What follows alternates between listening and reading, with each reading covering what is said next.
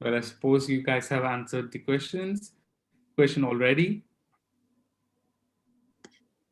Almost, Abrar. They're almost up to 300 votes, and then we'll close polling. Oh yes, we can also see there are a number of participants joining. The count is increasing. I guess we'll wait for a few more seconds.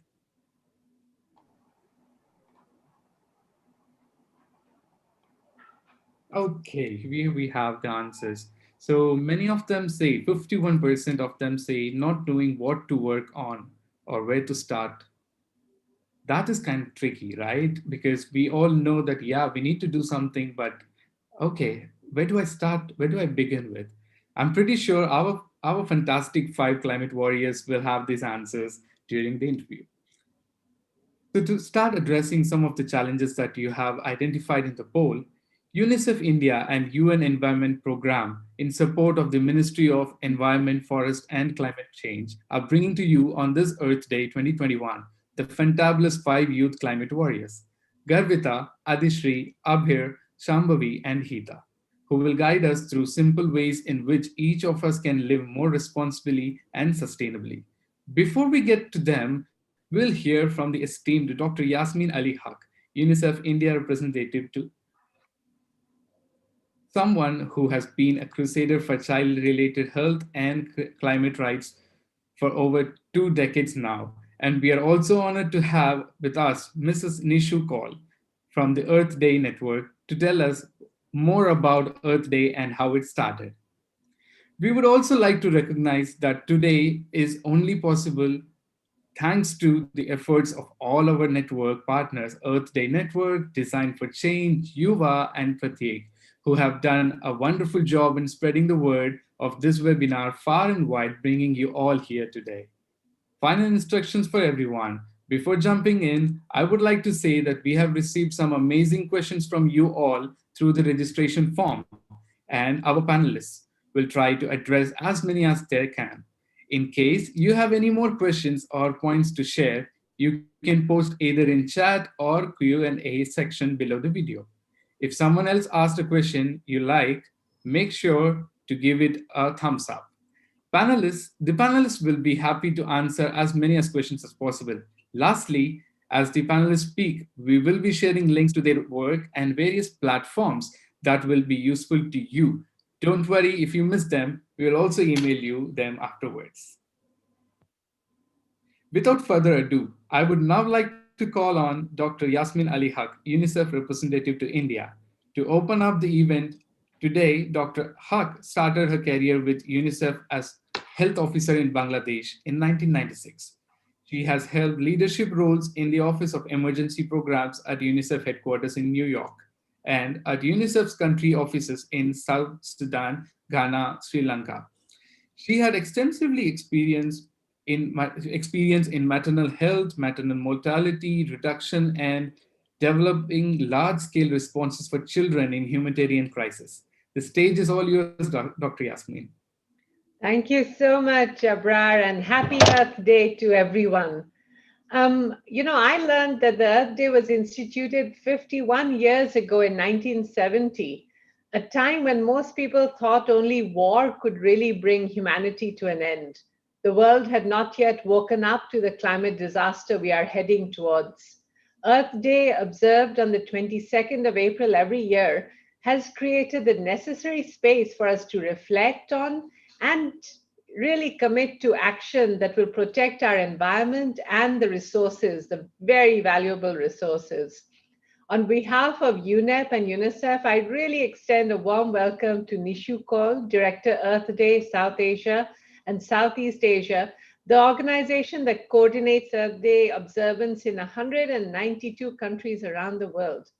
I'm particularly delighted to be joined by our young, accomplished, and inspirational climate warriors. And greetings to our audience who have joined from all across the country. So, what has the COVID pandemic done? It has masked us, but it has not muted us. If it had not been for the pandemic, we would have seen hundreds of people marching in the street, making sure their voices are heard, raising awareness about climate change. calling for the world to unite behind science, to take action, and to protect the most vulnerable. This year, their plans have changed, but the message remains. As we say in Unicef, children are masked, not muted.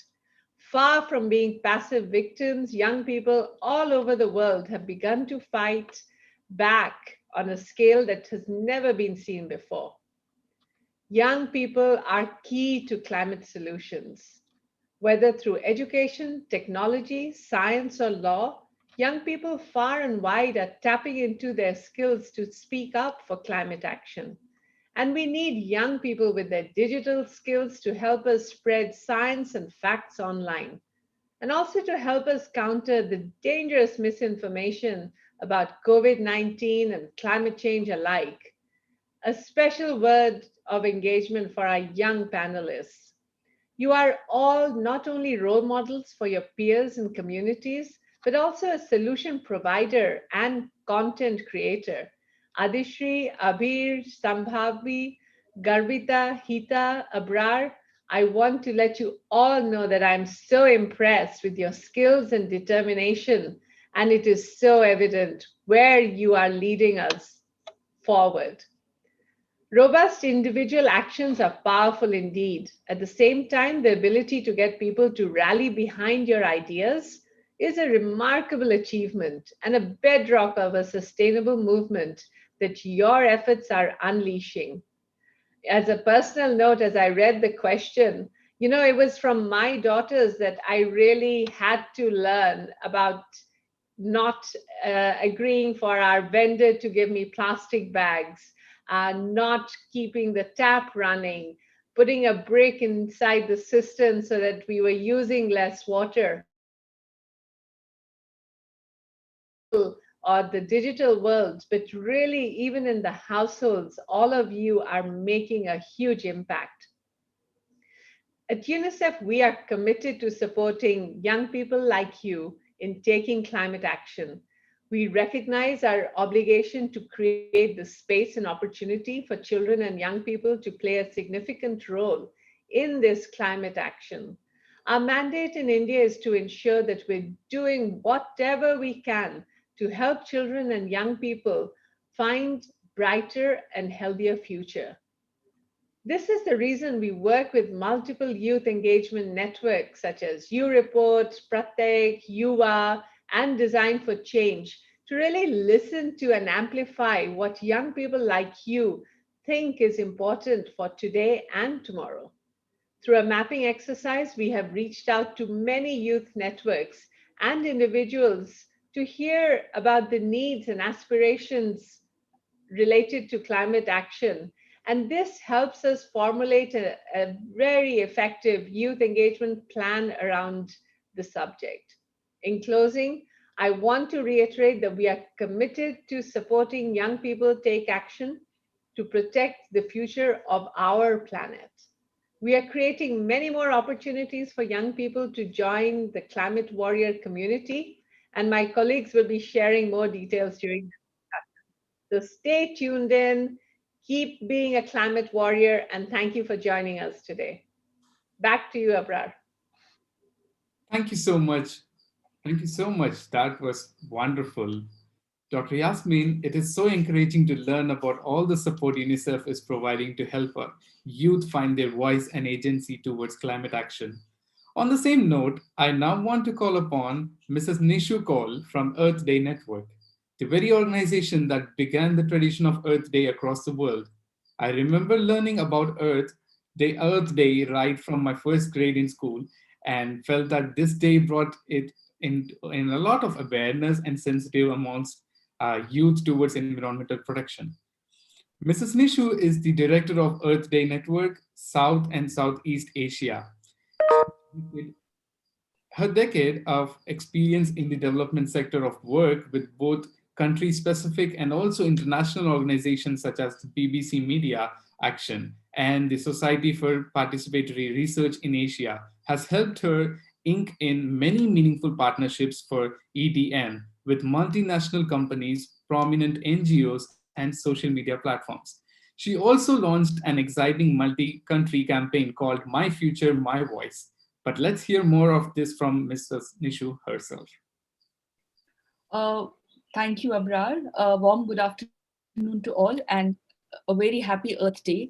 I would like to extend my warm gratitude and best wishes to UNICEF and UNEP for this very important webinar that brings together young climate warriors.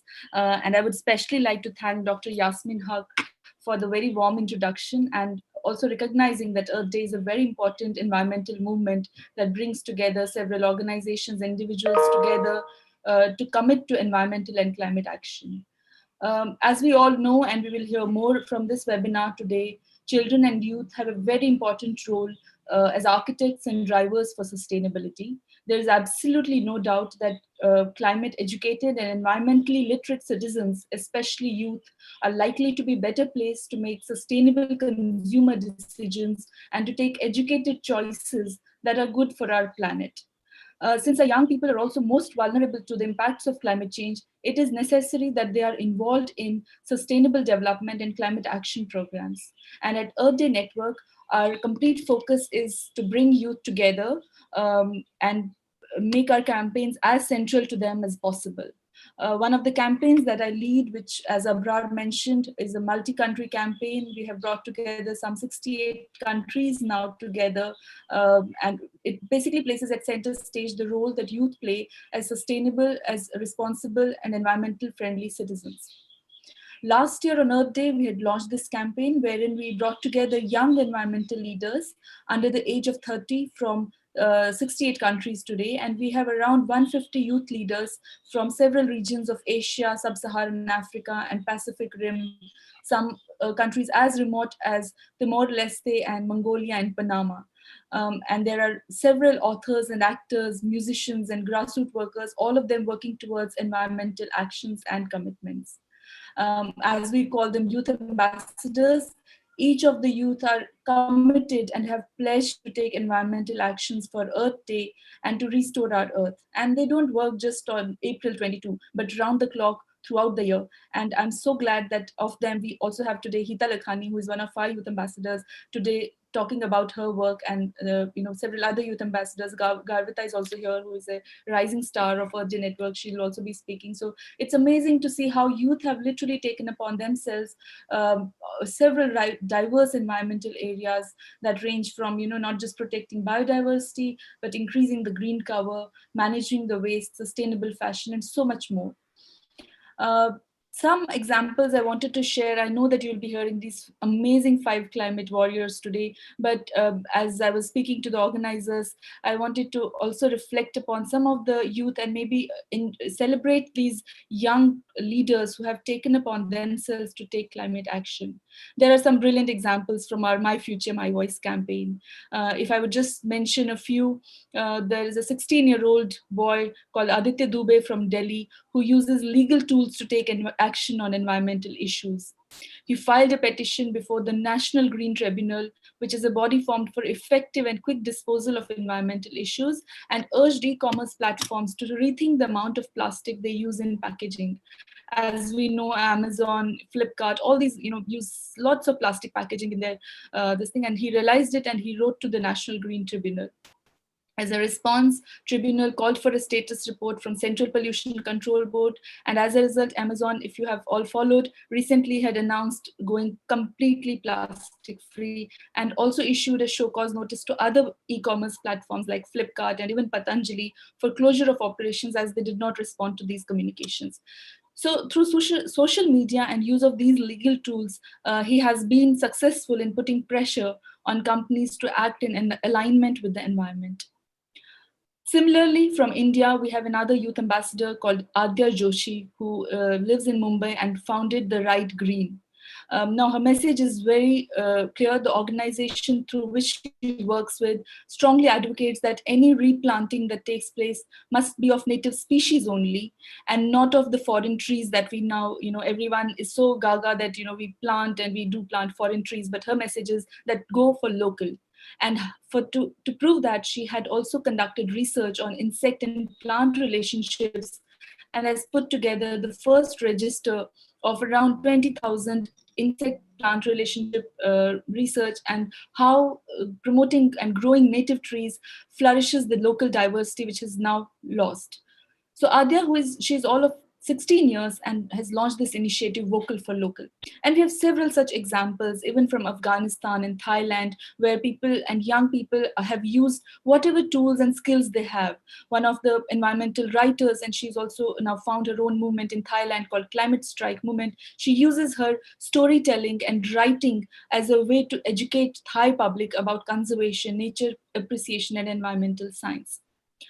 So there are many such examples, and we can share them more. I will also share them in the chat box so that all of you can learn on how young leaders have really taken upon themselves to take action on environmental matters. We have some 150 of these incredible and diverse examples of work being done for a greener and cleaner tomorrow. In fact, coming back to Earth Day and how it all started, it was in the year 1970 that a 25-year-old graduate, he was just 25-year-old, Dennis Hayes, organized the first Earth Day and mobilized people.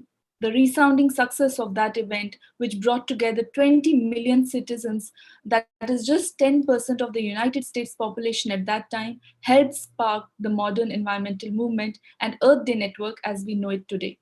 The decade that followed saw some of America's most popular and powerful environmental legislations, the Environmental Protection Agency, and led to creation of Clean Air, Clean Water, and Endangered Species Act. 51 years later today, we have different environmental challenges and some much larger than what were at that time in USA. The environmental movement and concern has again now gained a global momentum, and it's all thanks to youth climate movement. As we know, Greta Thunberg and several young climate activists have come together. Even UNEP and Yongo is working a lot. I know Hita will talk about that, on how they have really mobilized young people to take climate actions. What is important today is for everyone to be environmentally conscious and take it as a way of life in everything we do. And that is why where I started, that climate literacy is so very important, since it will prepare our youth to gain knowledge about human activities that really and adversely impact Earth. And it can help foster a new generation of citizens who are prepared to take on green economy. And towards this end, as I think Kavya was also screening earlier, Earth Day Network has been working to put together pressure on our governments that climate change education be moved from nice to have into a core subject for school curriculum. And we call upon all the governments as a lead up to the COP26 in Glasgow that will be held in November 21, that governments ensure young people leave school with the skills and environmental knowledge that is needed to be engaged citizens in their communities and places of work. So if you would like, you can also sign this petition online as an individual and as an organization, and we aim to really have governments make this mandatory in the school curricula around the world. In the end, I would just say and leave you with the thought, I know that there are going to be interesting discussions and examples today from our young climate warriors, but I would just say that over-consumerism that we see today, it has already created a lot of havoc in the environment and our natural resources.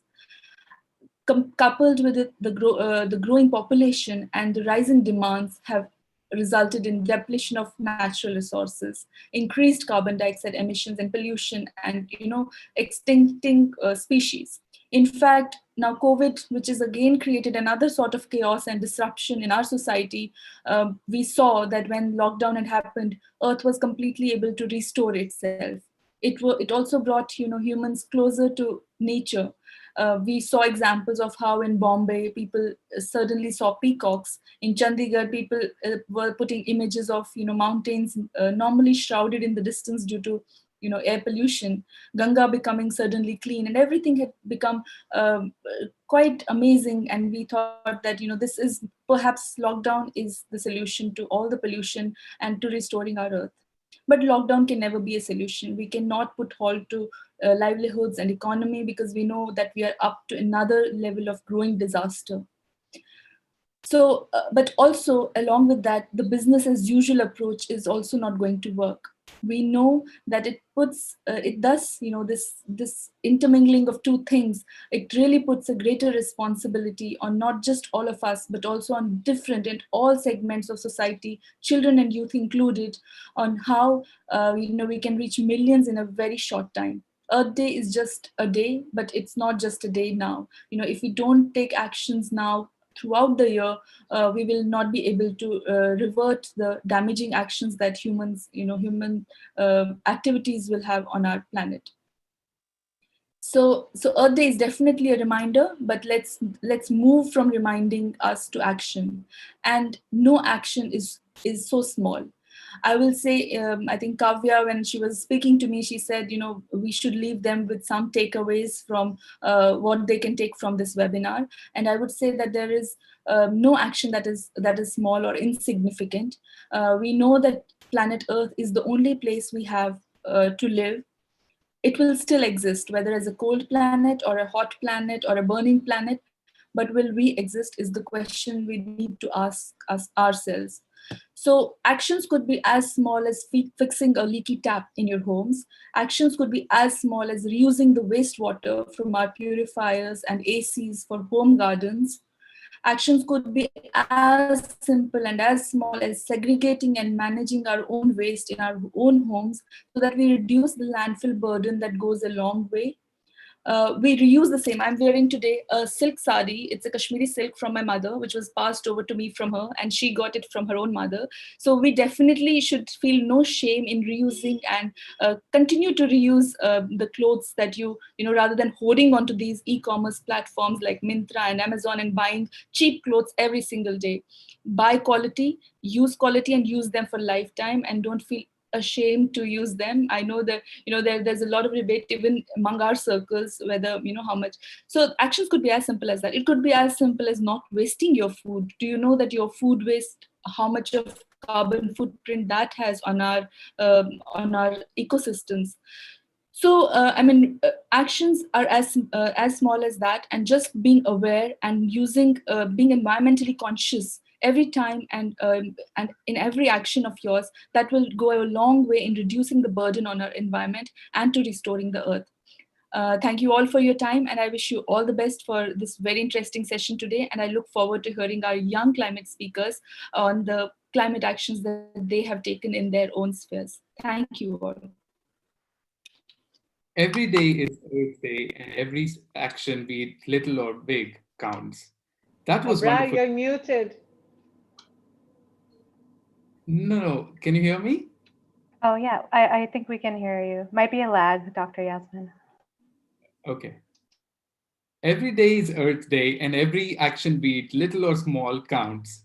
That was wonderful, Mrs. Nishu. Thank you so much for the inspiring talk and providing us with so many exciting opportunities. In case of further questions, participants can feel free to post them in Q&A or the chat section. Now, moving ahead, we have reached a moment when we call upon our fantabulous 5 climate warriors. Climate warriors, isn't it exciting? It's time to get inspired and start taking action. While we all think about how, where, when, and we can make a difference, this 22-year-old asked why. Our first panelist, Garvita Gulhati, started her organization, Why Waste, to promote water conservation. Her team created an app that helps us calculate our water footprint. They also designed a set of new age fables talking about sustainability. Garvita was recognized as the Earth Day Rising Star amongst many other accomplishments.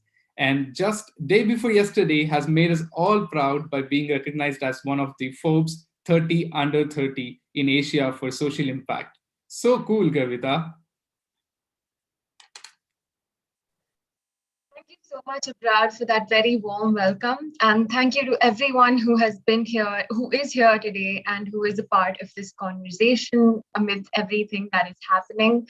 And a big, big thank you to both Yasmin ma'am and Nishu for those wonderful introductions. And finally to UNICEF and UNEP for holding this conversation as a breaker amidst everything that is happening and really allowing us to be actionable no matter where we are. Awesome. Thank you so much, Gavita. We are really happy to have you here. So, Gavita, would you like to answer my question or begin with the poll first? I think we can start with the question. Okay. So, how and why did you get so passionate about water conservation? Absolutely. So, Abrar, about 5 to 6 years ago, I began learning about the water crisis that our country was facing. And I was simply a teenager back then. I was learning about farmers taking their lives due to the lack of access to water, and women and children walking miles simply to get a glass of water that we got without even moving a finger. And that's when I came across this piece of information that said 14 million liters of water gets wasted every year simply in the water that we leave behind in glasses at restaurants. And for me, that was moving because I realized how trivially we waste water without even realizing it. And that's what compelled me to found Why Waste. Why Waste aims at changing the mindsets of people towards water and ensuring that everyone is mindful of their consumption. We try to build simple solutions to solve the global water crisis, and our key goal is to involve every single person and make them a part of the solution. So, Abrar, I think what would be exciting now, and since you talked about water footprint as well, let's put up a poll and ask everyone, how much water do you think you consume on a daily basis? Sure, let's go ahead with that.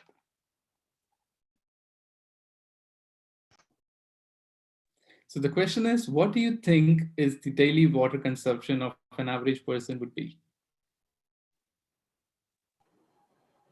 All right, we hit 150 responses very quickly. Wow. Yeah. I'm Right. excited to see what everyone has to say. Well, when the answers come, I would like to share the water we use to wash the potatoes, the vegetables. I definitely use them to, actually reuse them after this is done to my plants. I water them. I just use that to water the plants. And I also have my friends Jojo and Popo. These are my table partners, and I actually fill the water that I wash for the vegetables. And I'm pretty sure they're like really healthy, and I talk to them. So yeah, things like that actually make us cool, right? It makes us feel so happy. Absolutely. Every small step and every small action counts. Okay, I think the answers have come. Okay. Oh, this is amazing. All right, now I have a lot to talk about. So, we clearly see that most people have said that our daily water consumption is on an average between 10 to 50 liters. In fact, this is very wrong. An average person consumes almost 350 to 450 liters of water on a daily basis. And the best way I would, ask everyone to map this is close your eyes and think of the moment you wake up. What is the first thing that you do? And map every step of your day as you use the washroom, take a bath, brush your teeth, flush the toilet, eat your food, cook your food, travel, and of course, all of the activities that you do through the day. Every single action is consuming water. You cannot start or end your day without water. And that's just simply how precious it is as a resource. And so it was exciting to see everyone's perspectives and really understand and share why it is so important to save this particular resource. Just to, go back a little bit, when I began learning about the lack of water, I realized it was important to involve every person and build simple solutions. And so I think this, I hope, moves everyone to think of those cool ways that Abrar showed us to conserve water, to reuse water, and to really understand our water consumption better. Yeah, that was quite a clearing, facts right. But before we move ahead with the second question, I would also like to tell all of you, if you are checking the chat box, there is this continuous explanation coming in Hindi, and all the credit goes to Chaya from Pratyek for translating all our content and offering us with all the links. Thank you so much, Chaya. So moving ahead, the second question would be, you had this campaign called hashtag glass half full. Glass half full is like, whoa, something cool. And that saved around 6 million liters of water. And it reached 5 lakh restaurants. That's quite a huge number. How difficult was it for you to start such an initiative, or what steps did you take to grow it into such greater heights? Absolutely. So, Abrar, if you recollect, and if everyone recollects, I mentioned 14 million liters of water getting wasted at restaurants. And that being the first piece of news that moved me so much was definitely the first step of action that I wish to take. So, I gathered a few friends and we started visiting restaurants, telling them simple solutions, but in vain because no one wanted to take advice from teenagers. And often our solutions simply didn't comply with them.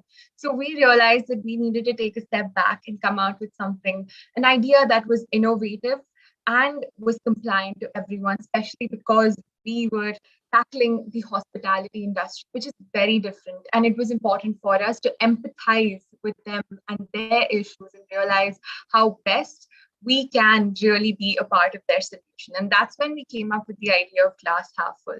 So, glass half full is all about taking just as much water as you need and not wasting. You simply take half a glass of water, which reminds you to look at water more positively in an optimistic way. And of course, just consume as much as you need because the remaining half can be probably used for someone else who doesn't have access to it. So, as we took this to a few restaurants in our community, we realized that it was important to amplify our action and to amplify the impact of this idea because it was powerful in changing the way people were thinking about water. But again, it was hard for just about 10 young kids to go to every single restaurant across the country. And so we decided to write a petition to the National Restaurants Association of India, asking them to take this idea to the 5 lakh restaurants that they represented. So like Nishu had also shared earlier, petitions are extremely powerful in bringing together community and reaching your decision maker because they can help you amplify your impact in a way that you never imagined. And with the glass half full petition, we took almost a year trying to campaign and convince the National Restaurants Association of India to take this up. It was really hard to even get them on the phone and really ask them to, think about this as a solution. But I think 1 year of constantly campaigning, petitioning, mobilizing was successful. And on World Water Day in 2019, we finally collaborated with them and took this idea to the 5 lakh restaurants that they represent. Sounds like petitions are a great way to mobilize people, isn't it? And hats off to your resilience and determination, your team's determination, because it's a big thing. And when a team comes out, and it's going to be a real great change. It seems to be a key to long-term impact as well. Can you tell us about what other projects Why Waste has taken up, very quickly? Absolutely. So with the COVID pivot, we couldn't continue working with restaurants for a longer time while it was something that they continue, to adopt. So we decided to write a series of stories called the sustainability stories. Now, these are what we call new age fables that teach young people simple environmental issues and inspire them to be the change through characters who are animals and, creatures, and all of the solutions and all of the impact is being made by the younger characters. And so it's very exciting to see because what we realize is your mindset gets shaped at a very young age. Thinking about myself as well, my mother was always insistent that we finish all the food on our plate, and I've celebrated more birthday parties at orphanages than than having parties. And so we realized that it was so important to start inculcating these ideas from a younger age, and that is why we wrote these books, which the link to all 13 of them have been shared, I think, in the chat box. Of course. So guys, there is this one pretty interesting link, which is the Why Waste app itself. Try that out and track your water footprint. Absolutely. So just to quickly talk about that as well, Abrar, we realized, with Cape Town almost running out of water and Bangalore, the city in which I live, being the next city in the world to run out of water, it was important to put in the hands of every person the ability and the solutions to be able to protect water and consume just as much as they need. And that is the idea behind the app, where you calculate your water footprint and then take those actionable steps to reduce and consume at least 100 liters of water less on a daily basis. And so the app really enables you to understand those simple solutions. And what Kavya is showing us right now is the water footprint quiz and those simple solutions that you can use, to calculate your water footprint. Of course, that was definitely an interesting idea, and the modern problems require modern solutions. That absolutely suits this point of view here. So while we let the audience watch the video, well, the last question would be: how can any of us get involved as both change makers and water warriors, and how do we reach you? Absolutely. So, to all of the young people and anyone, in fact, out there, we are growing up in a world that is constantly changing, and a world where change was the only constant. This world is now in the constant need for change makers, just like you and I.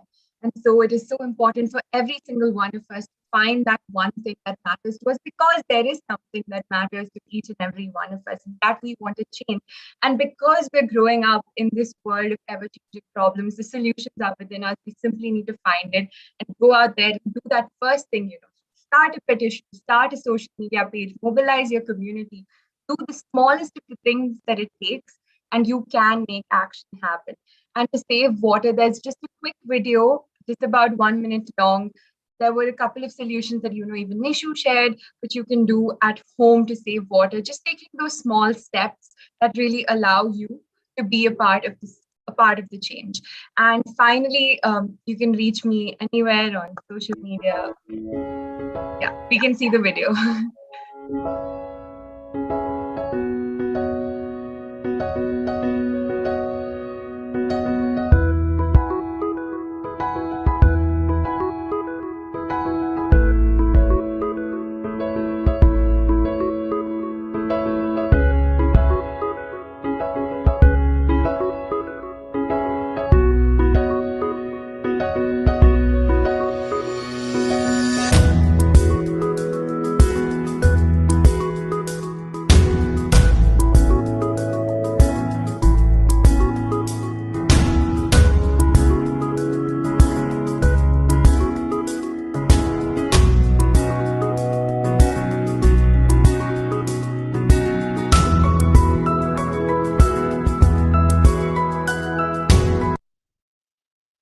Right. So that was just highlighting how every small action counts and every small step matters. So take that first step today and join us and be a climate warrior, because each and the world and the planet needs each and every one of us to be a part of the change. Whoa, Garvita, that was fabulous. The world needs many more of you and your team, and I'm sure many of us are super inspired today. Now, moving from one dynamic young leader to another, when the world said, "Shoo, don't talk about this young girl from Delhi made her voice even louder. Shambhavi Chaturvedi, an undergraduate student from Delhi, is an advocate for sustainable menstruation and sustainable lifestyle. She co-founded project Meno Organic in 2018 to promote sustainable menstrual products and practices through widespread awareness. In 2020, Shambhavi was felicitated as a Youth Ambassador of Change by Worldwide Fund for Nature India for her continued efforts towards this cause. She recently co-founded Greenbeck, a budding and much needed green e-commerce startup that will help promote indigenous sustainable alternatives to everyday products. Welcome, Shambhavi. Thank you for the very creative and very amazing introduction, Abrar. And thank you to Unicef, UNEP, and all the partners for giving me a chance to be present at this webinar and talk about my work and talk about how others can join in on the climate action. Wonderful. Thank you so much for joining. So maybe we'll just quickly begin with the questions. Yes, sure. So Shambhavi, you started your journey through a university level challenge and now the co-founder of a green enterprise. What do you think made you different from all of your other peers that brought you to start your own organization?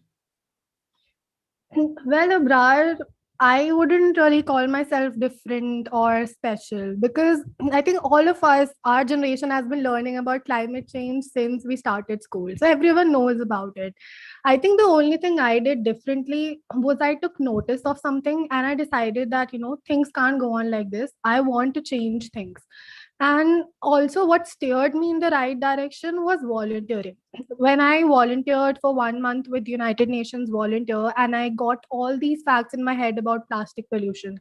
And then in my university, I noticed that there was no functional eco club. Like all our eco club did was once a year plantation drives, or they took paper and they wrote safe paper. That was the extent of it. And I had learned so much about plastic pollution, and I had learned a very crucial fact that the normal sanitary napkin that I was using since I started menstruating consisted of almost 90% plastic. So I was really moved and I wanted to work on it. And fortunately, I came across WWF India's ECHO program that allowed me and my university students to create an impact based project. And that's how Men Organic was born. And when we dived deeper into it, more ideas started coming in. So Greenback was formed, and we also have a college level project called Project Meal. So my advice to all the youth out there would be to start somewhere. Today we have such amazing environmentalists as our panel members who have their own organizations. We'll post the links. You can join in our organizations. We'd love to have you. Just start somewhere, and throughout the journey, maybe you'll find that one thing that really connects to you, or maybe you want to work on a lot of different things. And I think you'll get your groove when you start volunteering. So the most important thing would be to start somewhere. Also, Start some. yes. Yeah. Yeah. So now, Abrar, I think you have asked us a lot of questions, and we've have answered a lot of questions also. Garvita has too. So let's ask or the audience one question. So I would like the audience to answer one poll question, and then we can continue if it's okay with you. Sure. Computer G, polls laya jaye.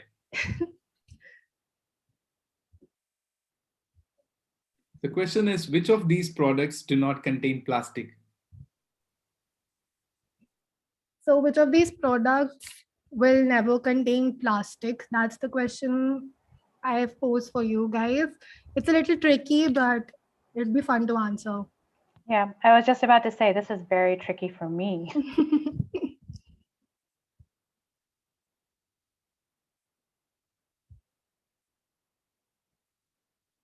I think the answer might also surprise people. So I'm really excited to see the results. Oh, yes. Before the discussion, even I was like, this question. So this 10 seconds of silence is what it's going to be like.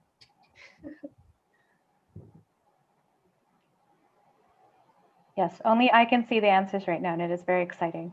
But I am now ending the polls for you. Okay.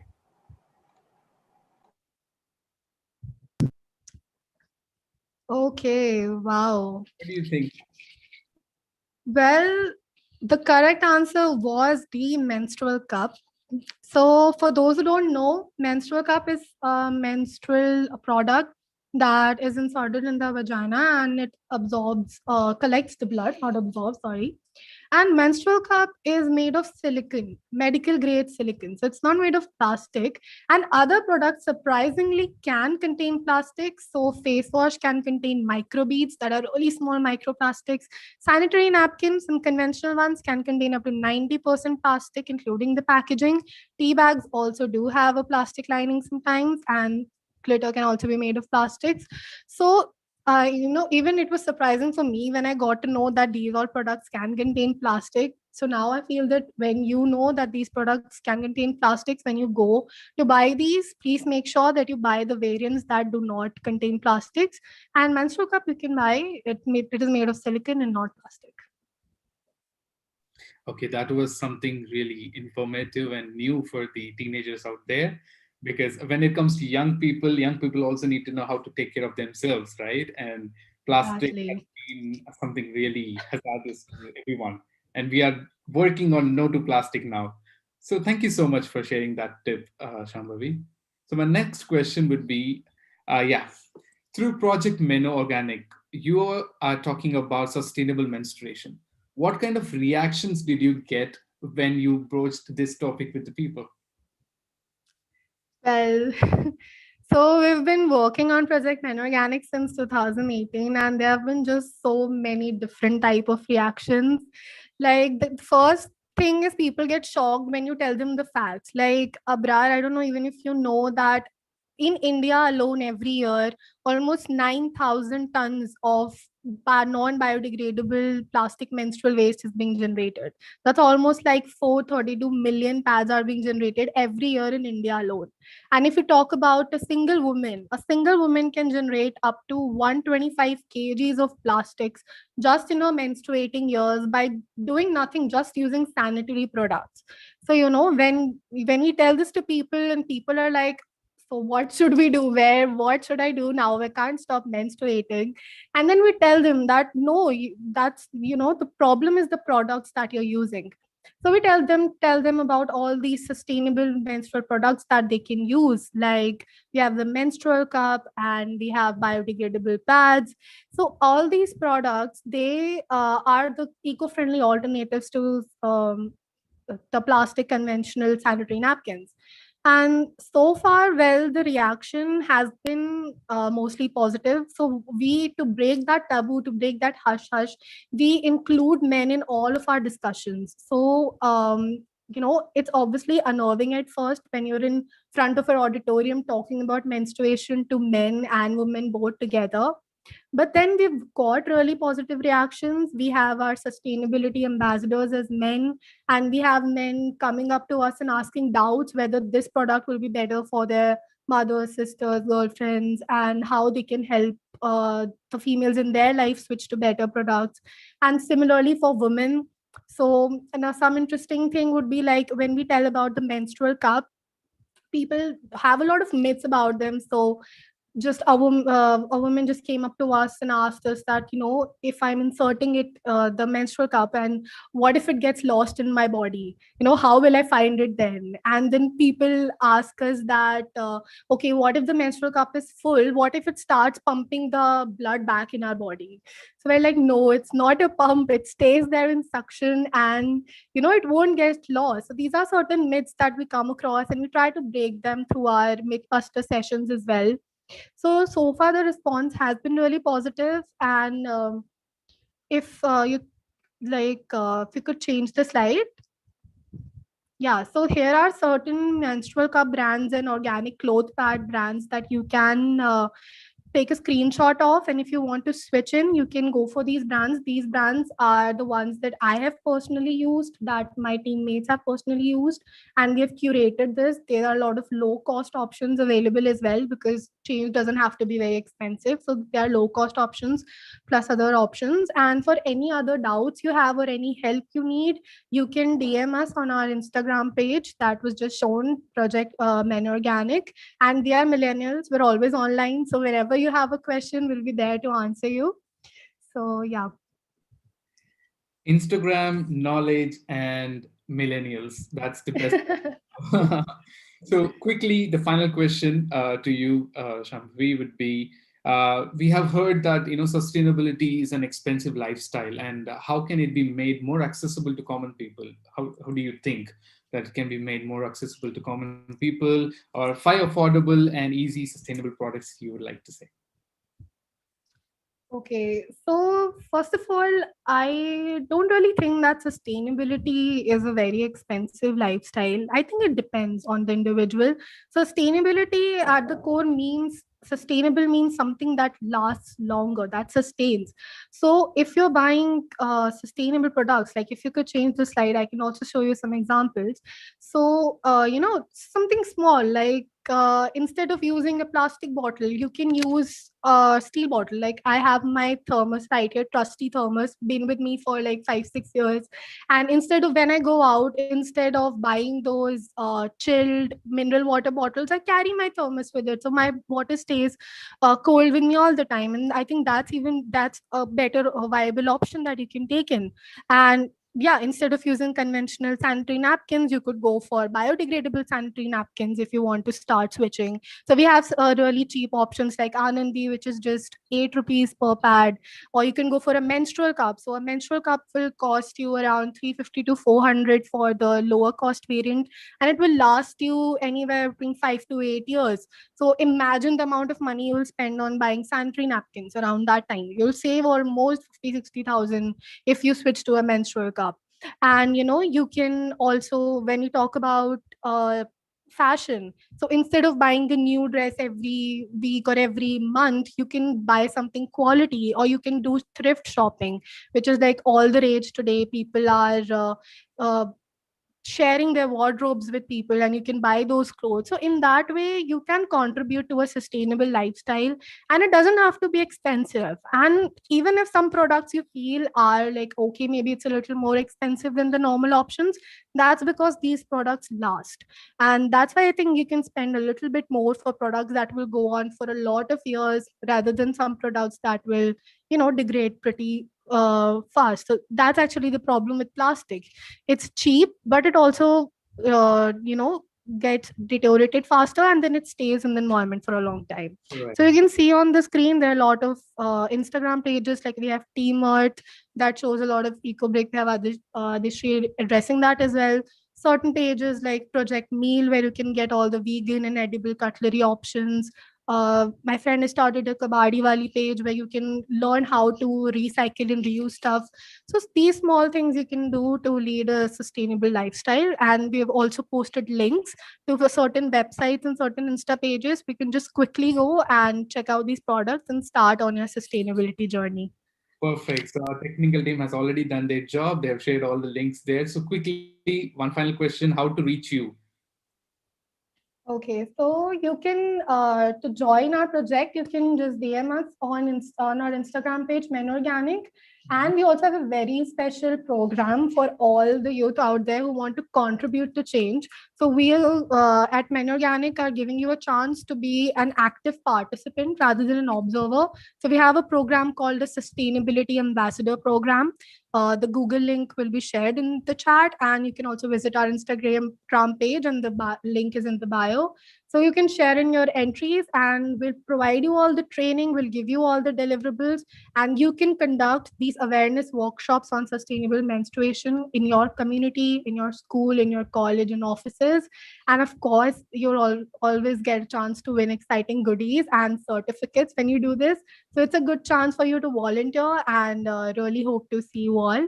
And you can reach us on Instagram, and for personal, you can reach me on email or social media. So I'll share the link on the chat. Thank you so much, Shambhavi. It is so true that climate action needs not only to be about planting trees or banning plastic, but also about little changes that each of us can make in our lives, which add up. I myself have shifted slowly towards using a sustainable alternative. And you know what? Here's my bamboo toothbrush that keeps me fresh every morning. Talking about being That's fresh. it. Yes, Shambhavi. Yeah, No, thank I you. was just saying that's great. Talking about being fresh, isn't a breath of fresh air the most relaxing and refreshing thing? Unfortunately, India is home to 21 of the world's 30 most polluted cities. Amongst the panelists today is a young man, Abhir, who has been fighting against air pollution since the young age of 11. Abhir has worked with prominent organizations such as CSE, WWF, UN India Office, Care for Air, amongst others. Recently, he engaged with Mr. Antonio Guterres and the Secretary General of the United Nations and Sir David Attenborough on BBC World News and BBC World Service. I welcome Abhir Pala. Hello, Abhir. Hi, Abrar. Thanks for having me. It's wonderful to be here. Thank you so much, Abhir. Abhir, starting as just another member of your school's environmental club to speaking with Sir David Attenborough and Mr. Antonio Guterres. What made your journey possible, and what would you say to your fellow youth on embarking on such a journey?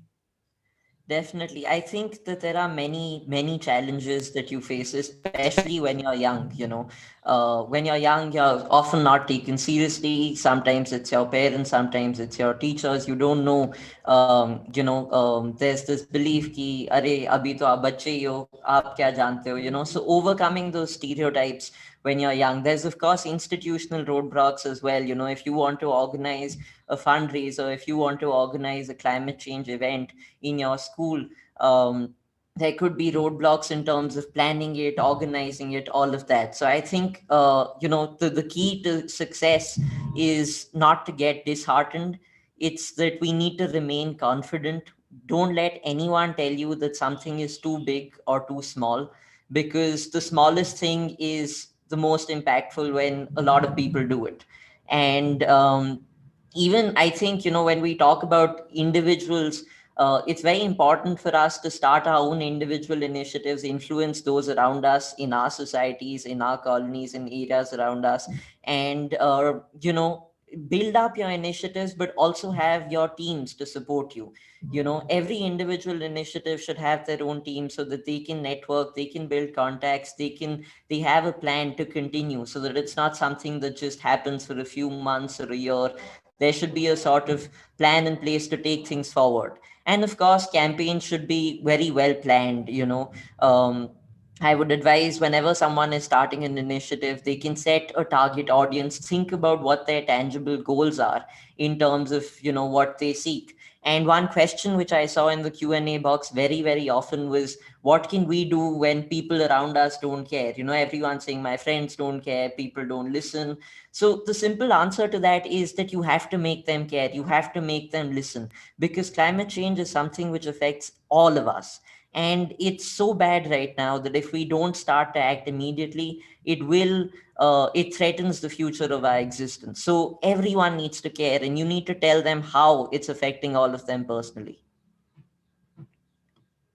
Well, that was definitely a deep thing to understand, because, of course, when young people, it's on the both the sides. We also neglect a couple of things, and there are some things which cannot be neglected, but is missed somehow.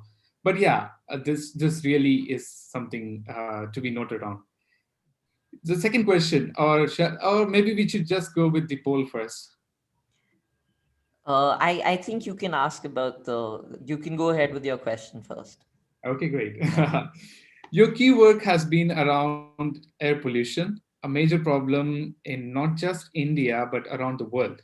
Can you tell us more about your work and some of the solutions that we can adopt for a cleaner air? Of course. So I'm currently leading operations and community engagement for Care for Air, which is a Delhi-based NGO that works on building awareness around air pollution across India.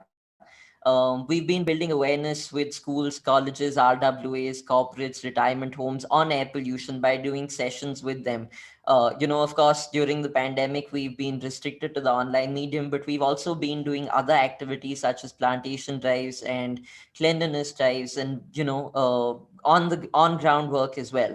But right now, we're doing these awareness sessions with all of these institutions. And one of our key focuses is that, firstly, we want to make people aware that air pollution is a year round problem.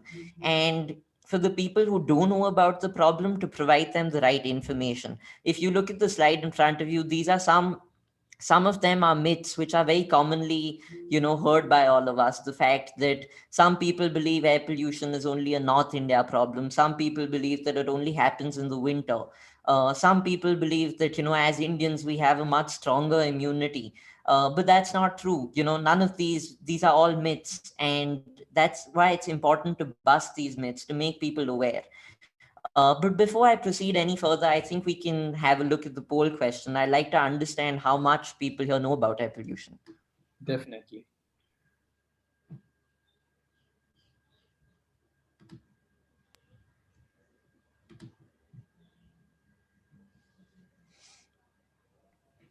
Which of the following contribute the most to air pollution?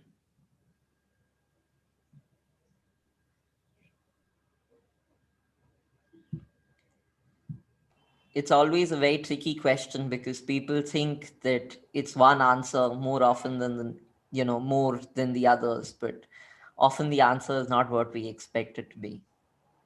Well, let's see today's audience how aware Yeah. they are. Yeah. I think we have a smart bunch here with us. Yeah. Yeah. An educated team. All When it's right. young people, it's more about kind of being curious than having the knowledge. And when That's true. panels like these come up, and we definitely give them the best answer, the right answer. That's true. And with that, I'm going to end polling and hand it over to you guys. I'm very impressed. Swati was right. We do have a smart bunch here because the answer is correct. Vehicular emissions are the main source of the main contributors to air pollution. Very often people believe that it's stubble burning or it's power plants, but the most dominant cause of air pollution throughout the year is vehicular emissions. Um, but talking about how we can solve the problem, really, so I think there are simple measures where we can start. Very often in India, especially, a lot of us used to emulate the West. We used to look up to Europe for guidance. Some of us still do. And one thing that's really interesting about Europe is that people over there choose to walk to the neighborhood market, they choose to cycle down to the neighborhood markets. But in India, we don't do that. Most of us who are fortunate to have motor vehicles, we choose to, sort of take those to the market, which is not the best idea. Similarly, we should use electric cars, we should use electric bikes if we can afford them. Electric bikes are, not as cheap, not as expensive as people think they are, because electric cars are certainly much more expensive than the price of your ordinary cars. But there's a lot of government subsidies for all of these things. And in the coming years, I think electric cars are going to be the future. Also talking about, if you look at the slide, switching to sustainable products at home, simple measures such as metal straws, homemade toothpastes. Other than that, there are a lot of apps. There's a slide which also shows you which apps you can use to track the air quality. When is it safe to step outside?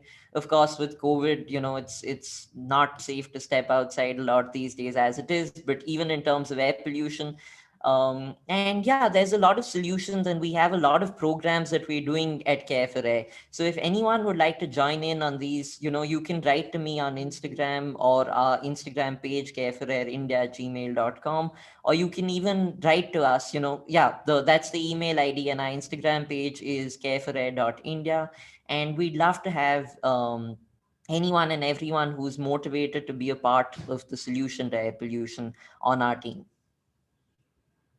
Awesome. Again, modern problems require modern solutions. We started with newspapers, then forward, going ahead with e-newspapers, memes, and now we are ending up with something really cool, and that should be the podcast. You're also producing a podcast on climate change, aren't you? How was the experience? And would you tell us about similar such ways in which we can build awareness about climate change?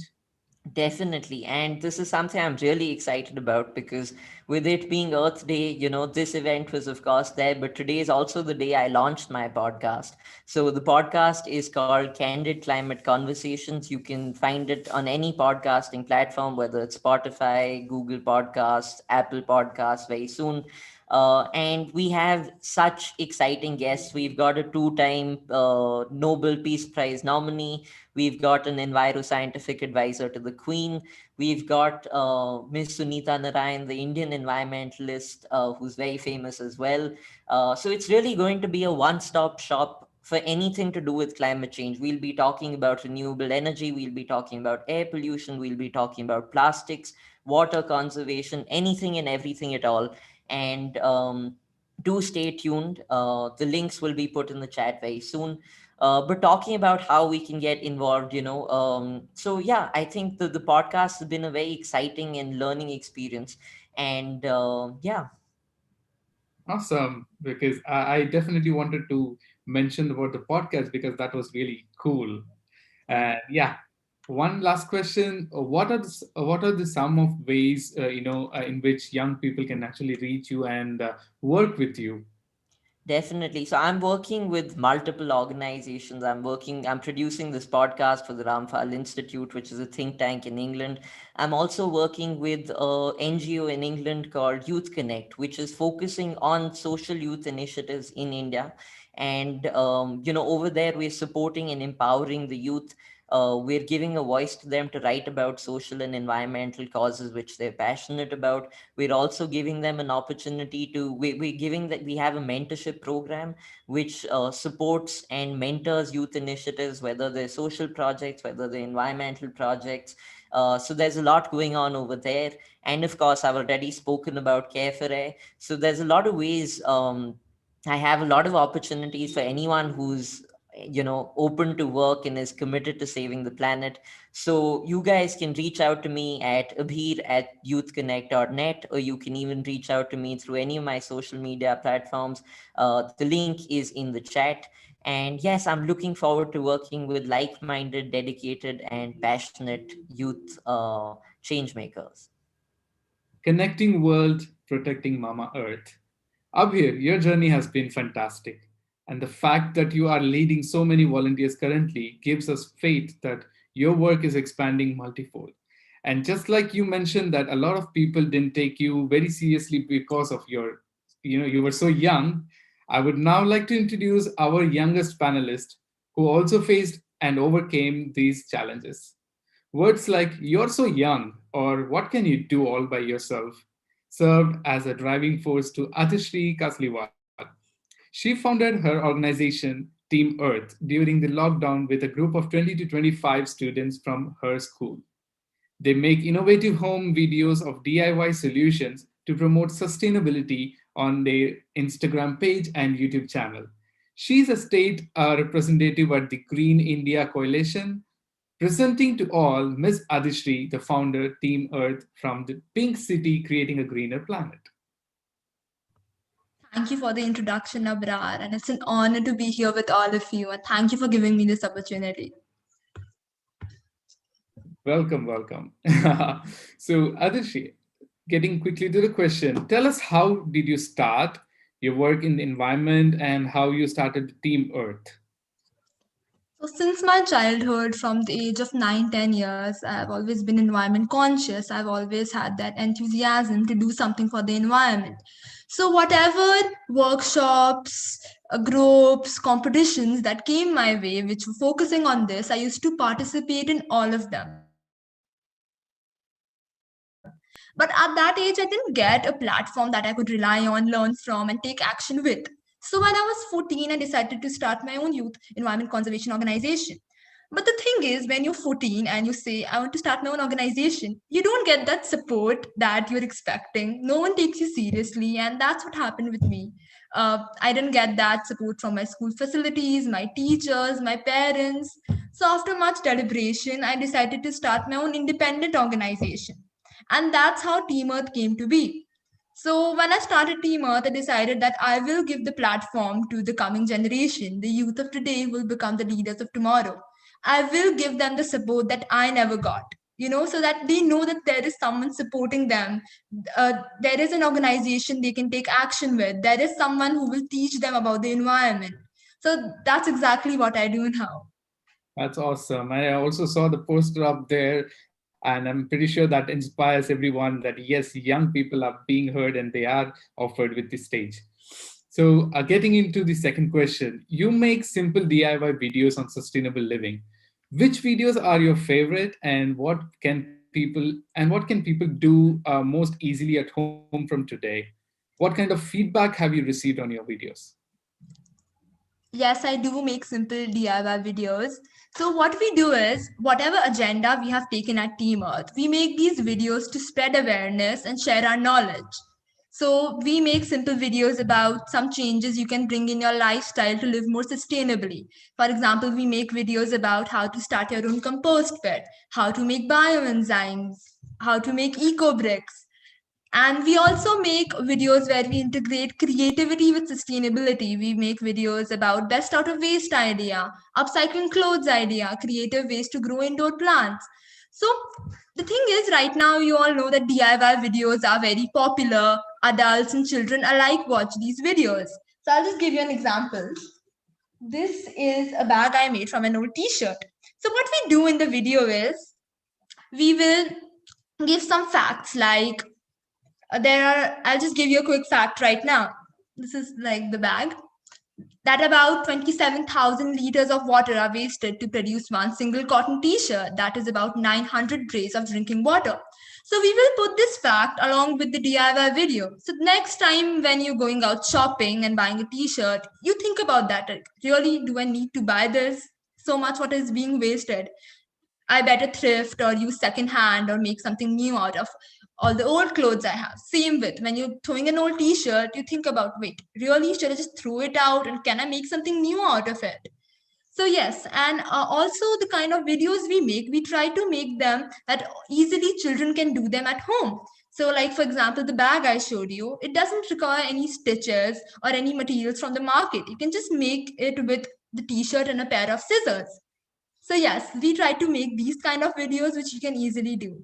And I think about my favorite video, I don't think I have a favorite video, but about the videos that you can actually do easily at home, this is a good news for all of you. Since Team Earth started during the pandemic, all the videos that are up on our sites, you can do easily at home.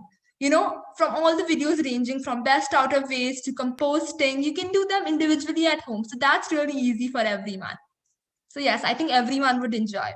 And about the feedback, I have gotten really positive feedback on all my videos. I have had people coming to me and telling me, we tried to start our own compost pit.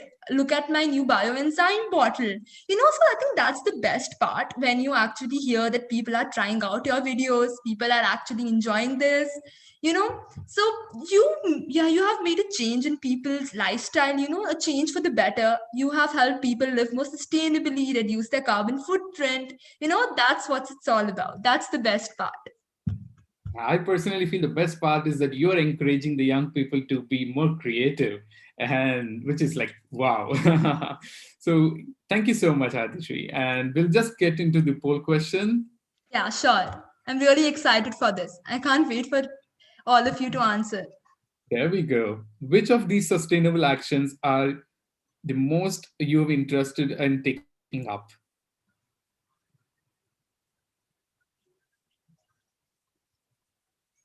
And while looking at this question, I also remember UNICEF India posting the video of Adishri sharing about her eco bricks and the compost. I recommend all the people watching here who are participants and viewers to check that out.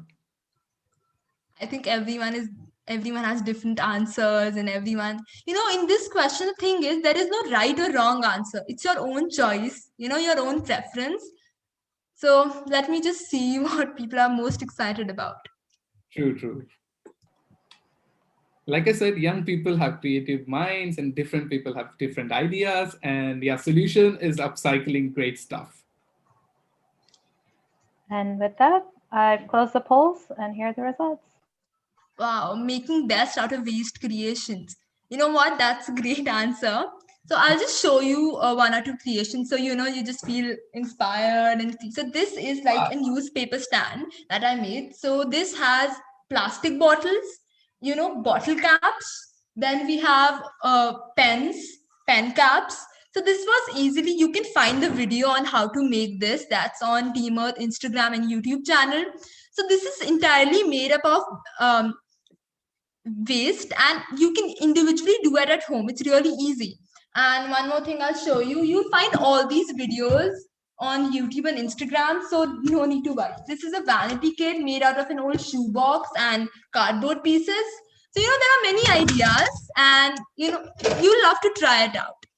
I'll just give a brief about other. So people are also interested in upcycling. Wow, that's a great idea. Again, starting your own compost pit, making eco bricks. So yes, these are all great ideas, and not to worry, you'll find how-to videos on our Instagram and YouTube channel, and you can easily do it. You know what? A virtual high fives to you for that. Getting into the last question, can you guide school students on how they can open their own Team Earths in their own communities, and also tell us how people can join your movement? Oh, that's great. Actually, that's an amazing idea. See, if you're interested in working towards the environment, you're welcome to join Team Earth. And if you want to like open branches of Team Earth in your own cities, so that's also a great idea. You can do it. So I'll just give you a brief about what we do at Team Earth so you know what you're getting into. So at Team Earth, we function by taking an agenda each week. So for example, if we took the agenda water conservation, you will be taught about different ways to reduce water wastage at home. You will be taught about ideas like repurposing water, how to set up rain barrels. So I'll just give you a quick idea about repurposing water. So when you wash your utensils in the sink, keep a tumbler there. So whatever water there is, instead of draining in the sink, it will be stored in that tumbler, and then you can repurpose that water for gardening, watering plants. So that's how we function. That in the summer months, this is actually an agenda we took last week. So since the summers are here, you hear news about scarcity of water in different villages, different cities. So we took this agenda. So we can spread awareness about this. We can tell people why this happens, what we can do to stop this. So we function like that. In the monsoon months, we talk about plantation and how to grow your plants and trees. So whatever there is a need for the hour, we discuss on that.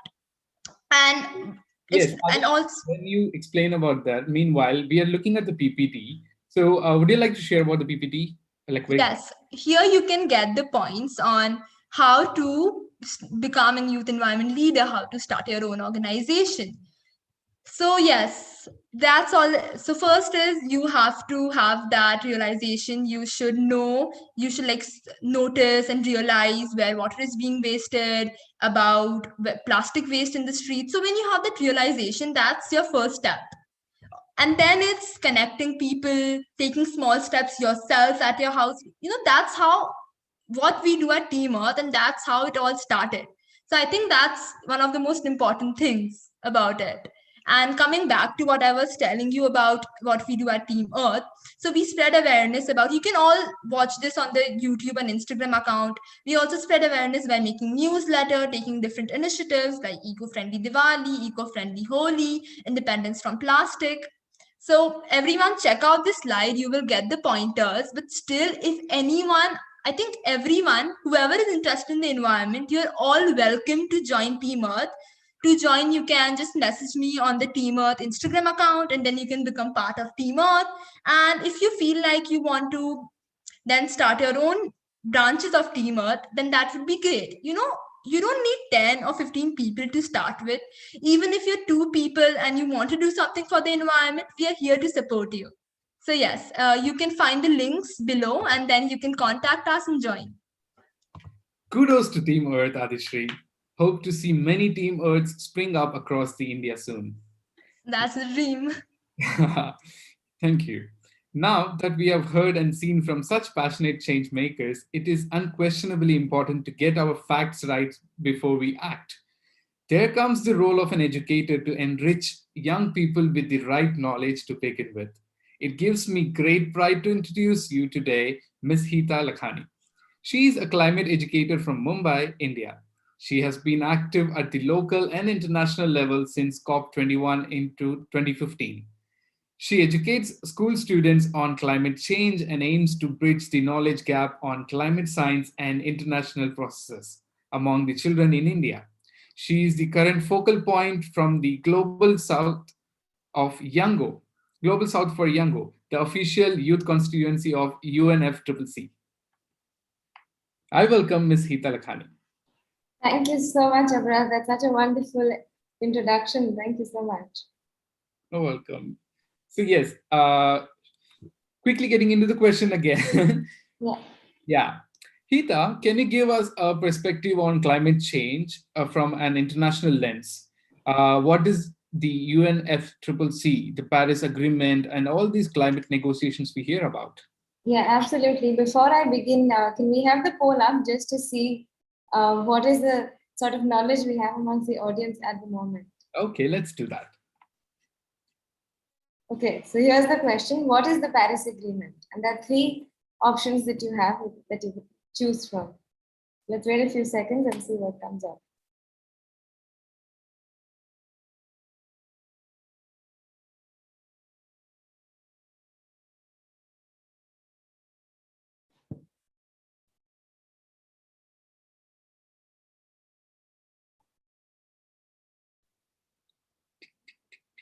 It's about to time up.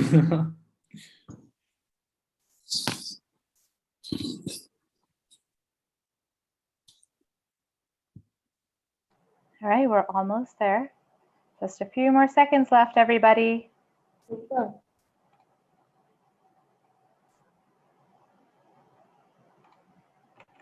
And closing polls. Here you go. Good. Wow. So a lot of people already know what the Paris Agreement is. You're correct. It is an international climate change treaty. But what does it mean, right? So like Abrar said, there are a lot of different words. What is the UNFCCC? What is Yango? What is the Paris Agreement? All of these terms, sometimes you might have heard them, sometimes not. So to start from the basics, the UNFCCC, or in short, as it's called, it is the short form for the United Nations Framework Convention on Climate Change. What this means is this is the UN body that focuses on climate change and related issues. So in short, we just call it the UN Climate Change or the UNFCCC. Now, the UN background is the UN Climate Change or the UNFCCC was formed in 1994. It came out of the Rio Earth Summit, which happened in 1992 in Rio de Janeiro. And there were three sister UN bodies which came out of this Rio Earth Summit.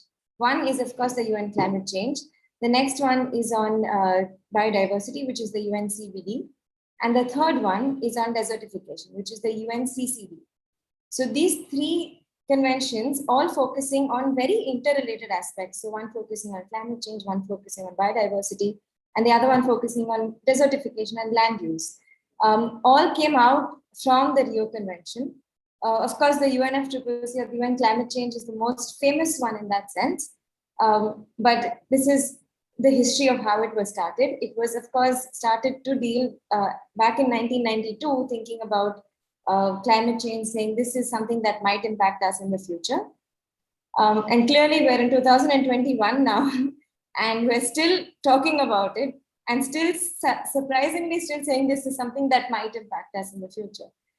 So 20, 30 years down the line, what is the progress that we've made?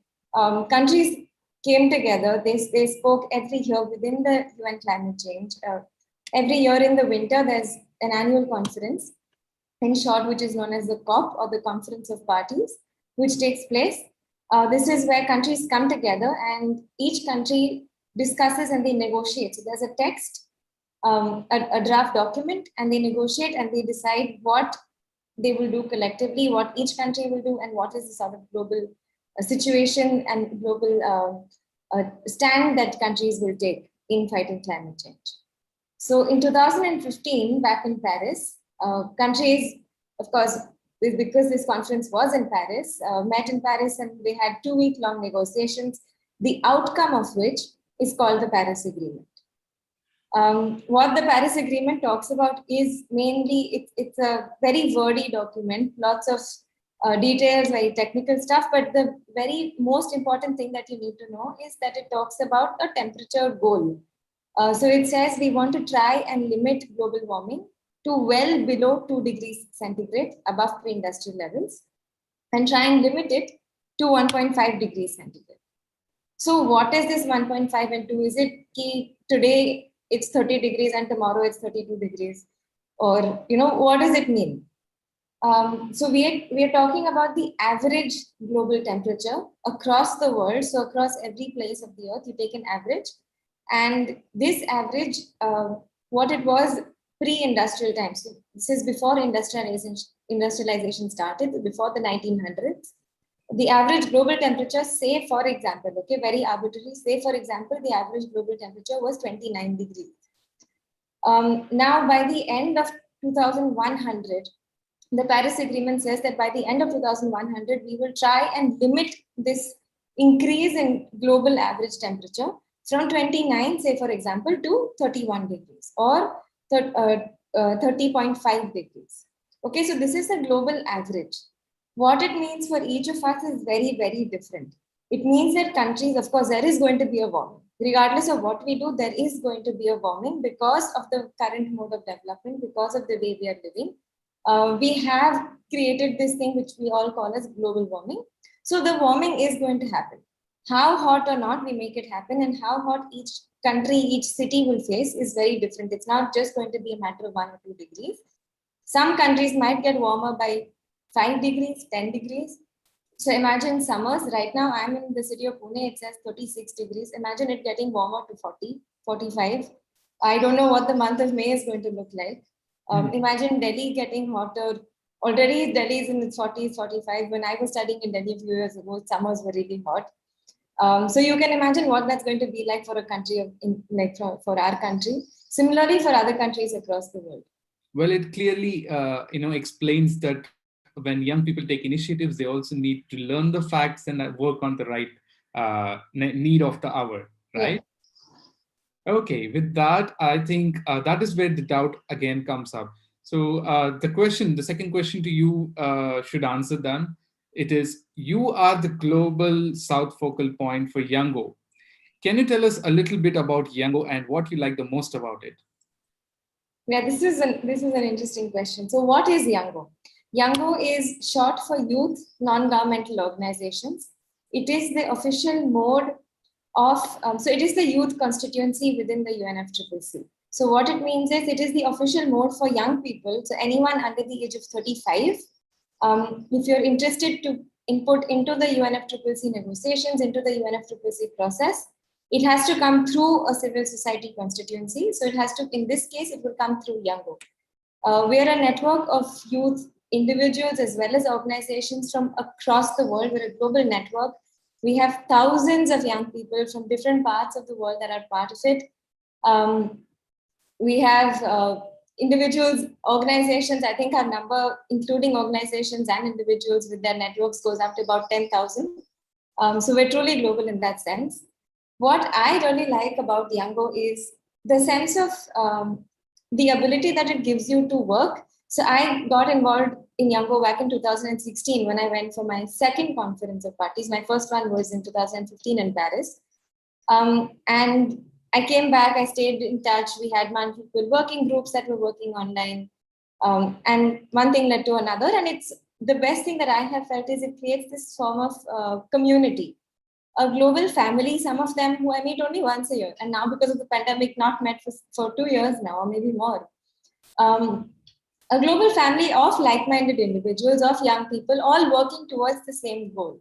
It creates, there is so much also that I learned from so many young people. I thought I was doing enough when I started back in 2016. And when I met other young people, I said, I am not even scratching the surface. This is nothing. There were so many youth doing so many initiatives in countries, especially so many friends that I made, especially from countries like Africa. There's so much to learn, from each and every young person. So I think this is the best part that I have got out of it. That's great. Like the people say, knowledge is power, and it's not necessary that knowledge is inside a book, or it needs to be, explored. With that, I come to the next question. From all the wonderful work you're doing, your education must have played a role. Can you talk about your master's study and its relevance to your work? Yeah, so I did a master's in environmental studies. So it's not a very conventional field, even in India. When I did it back in 2014, when I graduated back in 2014, it was not very well known. I did my master's from Delhi at Delhi University.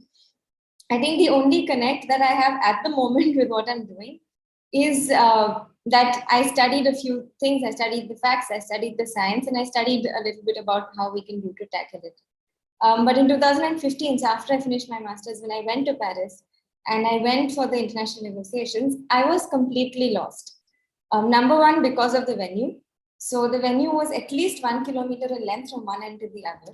There were 30,000 people in Paris. It was like a mela. So if you don't know what is going on, it's very easy. Like me, I was completely lost. So I was there for a week. I came back and I said, "Okay, this is fine, but okay," because I had no idea what happens then. But as I kept engaging, and what I learned was through the youth constituency, right? When I met other young people, when I learned about a little bit through of the UNFCCC process, got more and more involved in the technicalities, that is when I learned that there's so much happening which we don't talk about, which we don't hear about. Even me, after doing a master's degree in the field, had no knowledge about the international space. And sometimes, when I was engaging as a youth from India, we were very, very few young people. You could count like 3 or 4 young people from India who were there. And, people kept asking, India is such a large country, why aren't youth more concerned about climate change?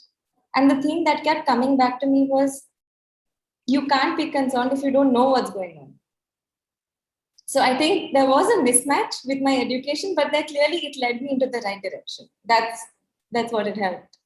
Makes sense that you took up the role of being a climate educator. So before we get into the next question, I would quickly like to share that we will wrap up this in next 10 minutes after a super fun rapid fire round. So I request the audience to, stay back, don't leave yet. We're almost done. Stay tuned for the super cool rapid fire round. Okay, Hita. So final question. Can you share your experiences and relevant resources with the audience? Yeah, for sure. So there are a few resources which will also come up in the chat. I think Kavya can post them. There is a Unesco's climate change course. So if you've ever been in search of a structured course, Unesco's course is amazing. It's for teachers and students. There's one by WWF India, One Earth, One Hope series. There's one by Bare Necessities, which is a self-paced course that you can do online. So there are a few courses that you can look for. There's also some which are just a basics 101 on climate change, which is by the UN climate change itself. So it's on UNCC Learn platform. So there are a few courses that you can look up, and then you can learn a little bit more about this. Awesome. So I think with this, we'll move ahead with the rapid fire round. Okay, so Abrar, I think you can take a little break now. And why don't you participate in the rapid fire and let me ask the questions this time? That's so cool. Okay, let's do this. Okay. So we'll have about 4 or 5 questions coming to each of you. There will be some overlap in the questions, but I will try not to ask you the identical same question. Is there any preference on who wants to go first, or should I pick someone? We'll go with the panelists. I mean, I'll be the last. That is like, I've spoken enough. No more now. Okay, let's begin with Dalvita. You haven't spoken for a long time. Let's begin with you. What is the first word that comes, or what's the first thing that comes into your mind when you hear the word water?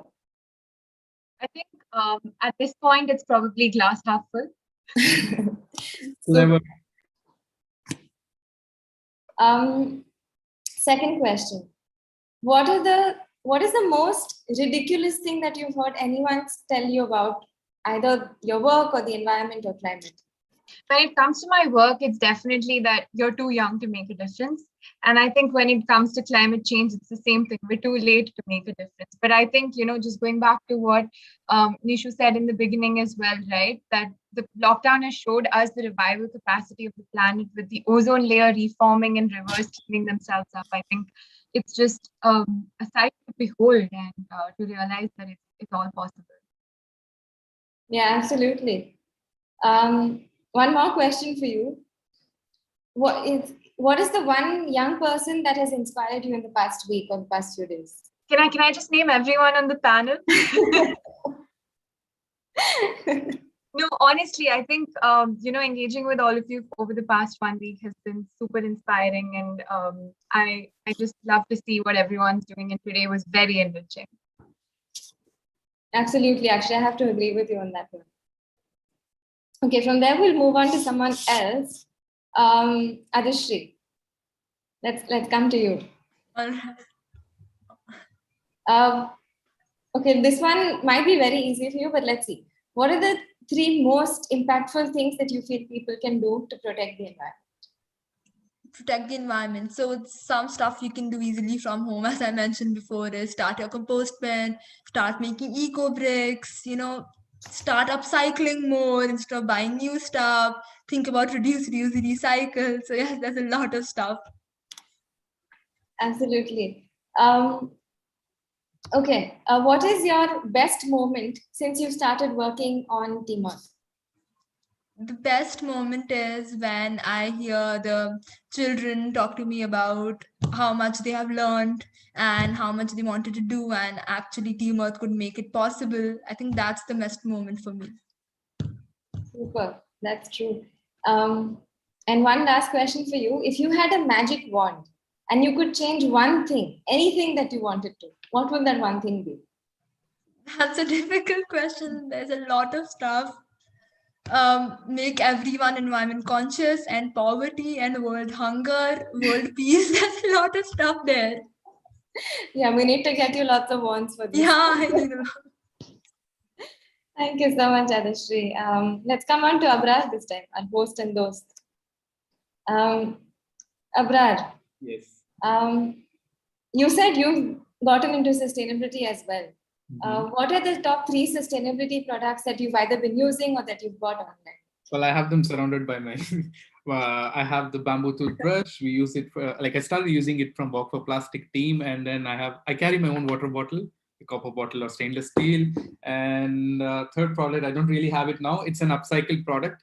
It's the juicer. It's a fruit juicer, and I turned it into a bed lamp once. Oh, wow. Yeah. That would be an interesting thing to see. You should send pictures of this. Yeah, I'll do that. Okay. Next question for you. In your journey that you've taken so far in sustainability, has anyone said anything to demotivate you? Oh yes, when it comes to people around, like neighbors, they say "padhai karo, ye kyun kar rahe ho?" But they didn't know that ye bhi padhai hai. Ye padhai ka actual output hai. So, everyone was agreeing that action. We need to take action now. Yeah. Okay. One more question, and I'm going to copy because I think I'm going to ask this to everyone. If you had a magic wand, what is the one thing that you would change in the world? I would reply, but it would be a controversial answer. Okay, go for your second wish. What would your second thing be? That's clever. Yeah, I would. If I had a magic wand, I would turn. Okay, guys, you go ahead. I'll think. I don't want to create a controversy. Okay. Thank you so much, Abrar. We will move on to Abir from there. It's a common question for everyone, na? Why is it? We'll come to Abir now. Okay. Abir, what are the 3 or a few websites that you rely on to get your dose of content on the environment? Well, there's Let Me Breathe, which I follow very closely, both on Instagram and online on their website. I also do follow the Center for Science and Environment's Down to Earth. That's also there online. And BBC Science and Environment section is great too. Yeah. Absolutely amazing. What's the first thing that comes to your mind when you hear the word climate change? Emissions. Interesting. One more time. When you hear the word air pollution. Also emissions, but global warming. Yeah. Yeah. And final question for you. No, actually not. I have one more question for you, Abir. This one is specifically, I only think about you when I look at this question. If you were the environment minister of your country, what is the first policy that you would implement? I think the first policy would be overall, addressing our energy sources, whether it's in terms of vehicles, whether it's in terms of our coal-fired power plants, a policy which would make absolutely eliminate coal-fired power sources and emphasize on renewable energy, and doing that as fast as possible and as best in a way as possible for the economy as well. Yeah, I think that's a very important one. Thank you so much. And finally, we come to Shambhavi. Shambhavi, what is the one thing that keeps you motivated every day to do what you're doing, despite what people might say? I think what keeps me motivated whenever I get down is the response people give. Sometimes I feel, what am I doing? Why do I keep sharing this? Why do I keep preaching this? But then somewhere someone comes and say, wow, it really made a difference. I tried this product and, my life is better. And I feel so good about saving the environment. And that just keeps me going. That positive feedback that I get from people, that's a very big motivation. Absolutely. I think that's also a very important one for each of us in the field, right? Yeah. Second question to you. what is your environment goal for this year? What is there anything that you've set for yourself, or maybe Yeah, for your organization? yeah. So we have we also have a project called Project Meal going on. So taking inspiration from that, I really want to start a kitchen garden. Like I get really excited when I get to pick something from my garden and eat it. So I want to start a full-fledged kitchen garden this time. Grow sustainable organic farming kind of thing. That sounds amazing. I'm actually trying my hand at it too. Not very successful. I think I'll learn soon. No problem. We can share tips. Yeah. But this actually, brings me the knowledge about, UNICEF's You Report Climate Bot, which is an easy way to chat with a chat bot using WhatsApp, and it helps you to learn about climate change and what you want to do about it, and it comes out with 12 different languages. Isn't it amazing? Because even while we started the panel discussion, we talked about interpretation icon, which gives easy access to Hindi. But this comes with 12 different languages, Indian languages. So guys, I just wanted to put that out there. Oh, that's amazing. Okay, my final question for Shambhavi, and then we can end the rapid fire round. Shambhavi, the magic wand is yours this time. What is the one thing you would change? Okay, so I'll stay to my project, and I would remove all single-use plastics from the planet and switch and put all the sustainable alternatives in place. And of course, there's so many things. I think like Adishri, I'll also need a lot of wands to clear all the air pollution and everything. But I definitely remove all the plastics. I think a lot of our problems would be solved that way. Absolutely, absolutely. Okay, I got my answer for the magic wand. So I would use the magic wand and maybe eliminate the people's thinking about the myths they think about certain things to solve problems, because that's always been the barrier. So yeah. That's a very interesting one. Okay, Hita, thank you so much for the rapid fire round. Maybe now we'll go with the final call. Yeah. Yeah, over back to you. Thank you so much. So friends, we have come to the end of this super exciting information-packed webinar. After listening to all the words from the leaders and change makers, it is clearly understandable that there is nothing to do with age of a person to take the lead. Stronger together, we can create a better world. We will be distributing all the participants a handy toolkit for getting started on climate action in your own home, and a compendium of young #climate warriors who are doing some great projects across India. Of course, all our panelists will be included. To keep in touch with us after this webinar and to receive cool updates about resources and opportunities in climate and environmental action, join UNICEF's #Climate Warriors Google group. Details to sign up are being pasted in the chat down there. Once more, I would like to thank Dr. Yasmin for taking time out to address and motivate all of us in our journeys, and for providing such platforms to us youth. I also thank Mrs. Nishu for enlightening us on the exciting work that Earth Day is doing. Many thanks to our panelists Adishri, Hita, Abhir, Shambhavi, Garvita for making the world a better place and helping us all do the same. And many thanks to Chaya Sethi from Pratyek for her dedicated efforts in translating the discussion contents in Hindi for all our convenience. Big thanks to UNICEF, UNEP, and MOE-FCC for putting together this gathering and equipping us with the ways to convert our positive thoughts into positive actions.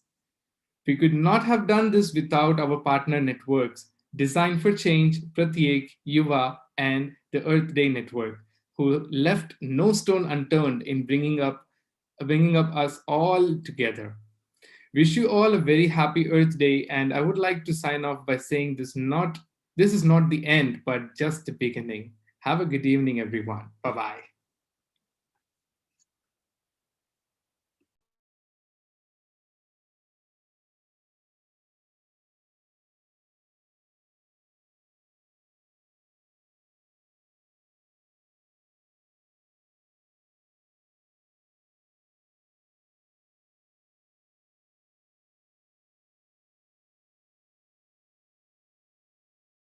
Okay, I guess our technical team is doing their part now. They're sharing all the links again.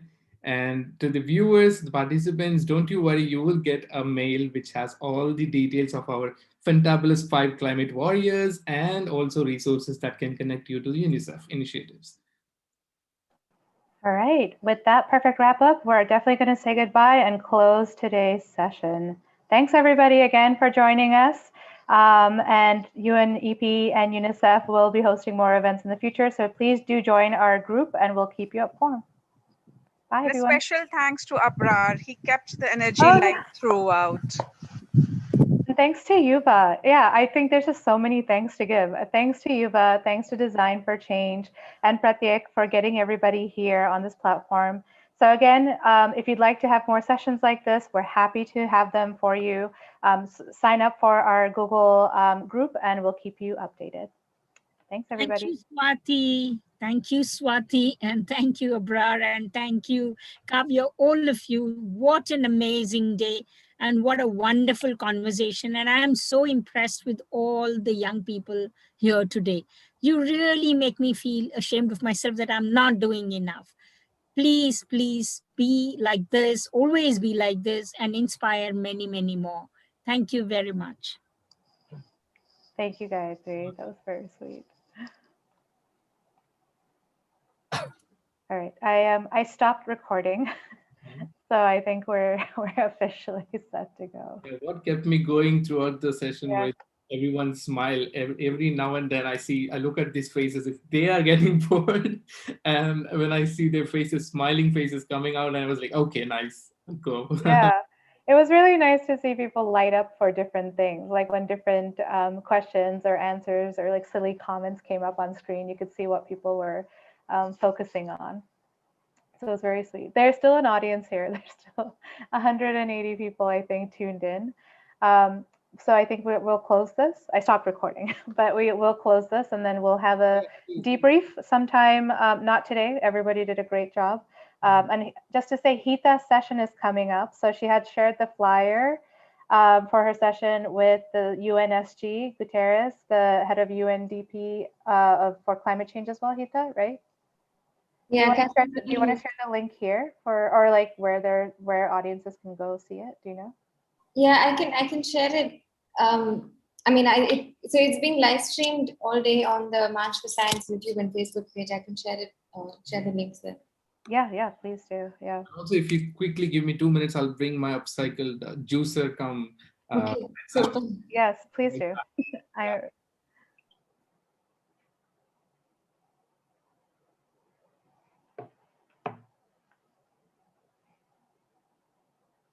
How do you guys feel? Successful? This felt like an orchestra. With like Kavya being like, speed up, slow down. It was good. I think I was definitely rushed, but it was good. I think it was great. Yeah, it was. You shared really great information. Even I think everyone had shorter time than what we assumed, but I think you guys got the punchy parts out, which is what people appreciated. So as people leave, they're being given an exit survey, and so hopefully we can get some feedback that way as well that we can share with everybody. Any feedback on how we can do this better next time for the audience still with us and ourselves? There's still 150 people here. Yeah. They can learn it. They can learn with us too. How can we do this better next time? How do you guys think it went? I think there was so much value added today in this specific format. I think it was slightly unique as compared to what other webinars look like. So I think it was really, really great. And the timing is, I think, there's always something that goes wrong. So that's totally cool. But yeah, I love the amount of value that we could add in the little time that we had. Yeah, I agree. I think 1.5 hours was just the punchiest. Is that the light? Yeah. Wow. Oh, wow. That is so good. That's so cool. I just put obviously very basic bulb and it's a bed lamp already. I think someone needs to go and survey Abrar's home. Get all of these ideas. It's like just made of eco bricks, the entire thing. I used to upcycle stuff like these and gift them, in my friends' birthdays. because some people fancy, some very fancy stuff like these, like bamboo leftovers. So I do the scouting stuff. I go for, adventure. So we make tents and we make huts. Leftovers used to come back in the bag again, back to our site. And then I used to take them and I used to make like these kind of stuff, like miniature fancy stuff. And this actually is behind a clock in my house. So it looks like really cool. And my mom likes it. So yeah. That's what counts the most. If the parents are like, yes, we can keep it in the house, and they're like, yes, I made it pretty enough for the parents. Yeah, absolutely. Also, if you check out Art Kingdom on Instagram, you can find my friends. They're a set of artists, and we have recently built the 134 kilo plastic giant Xmas tree, and we displayed it in a amusement park, VGP Beach. So you can just have a look at that, share your feedback. Wow, that's brilliant. Yeah, because that's what fancied me when I was like talking about upcycle stuff. I'm like, wow, this is so my thing. I feel like you and Adishri could co-create some videos for Team Earth. Like you have the items. Adishri has It's a great the channel. idea. Yeah. Like you have everything ready to go. Yes, let's do it. So I think while there are still participants listening in, and this is how you create change, you collaborate as well. Yeah, exactly. The 120 here. You find connections. I'm into it. Yeah. So it is coming up to 5. Thank you again, guys. You guys did a fantastic job. I know that Kavya was like a taskmaster, but it worked really well. And we managed to get most of, like, I think Hita hit like almost, by the time we got to Hita, we were only maybe like 5 minutes over, which is unheard of for any UN agency, I would say. So amazing job to Kavya as well for keeping us on track. If you guys have any feedback, you're welcome to share it now. You guys also have each other's contact information. We do hope you all stay in touch. And we will be sharing the compendium and the toolkit in the next few days, probably next week after we all get a good amount of sleep as well. And it'd be great if you guys also shared it forward. And just to let you know that we are trying to like work with UNESCO on this climate change course to make it more India specific. So if you guys would like to be part of the beta team that tries it out eventually down the road, we'd love to invite you guys back and get your thoughts on this stuff. So yeah, thank you again for joining. Guys, all of you. Yes. I just wanted to tell this because I've been kept my laptop on for like past 2 days. I didn't put it to sleep. And I was seeing every now and then either it's Kavya or it's Swati or, I don't know the names because it comes anonymous. Yeah. I have been working on my script, adding, altering, all the information here and there and to make the introduction of yours more attractive. And I mean, my hearty thanks to them. And I just wanted you to know that. Thank you so much. Oh, we didn't change very much, by the way. I think it was just really Kavya just moving pieces around to order things, but that's mostly what we did. Also, Chaya is still here. Chaya, would you like to say anything? Thank you for being the translator. I don't think any of us saw it, but Chaya was the one who did all of the Hindi translations as everybody was talking, and some of us were talking really fast as well. So Chaya, please do come in. How did it go? How do you feel? Chaya? I'm not sure if we can hear her. She's probably still speaking in the interpretation. She's still speaking in the interpretation. Oh, Chaya, maybe I can just be like, Chaya, are you there? Naveen, are you here? Naveen might have dropped out a little bit because he has something else to do for a bit. Hi, can you guys hear me? Yeah. Oh, finally. There was a bit of a drizzle here and then the internet went off. So that's what keeps happening. But Chaya, she's on interpretation mode, so she can only hear us. And oh, can I change it? Can I change Chaya from it? Yeah, 1 second. Yeah. All of you, if you could share your address or something on Instagram, I would like to give all of you a custom-made bamboo toothbrush from my side. Wow. Goodies. Chaya, can you say anything? Can you try to say, I unmuted you.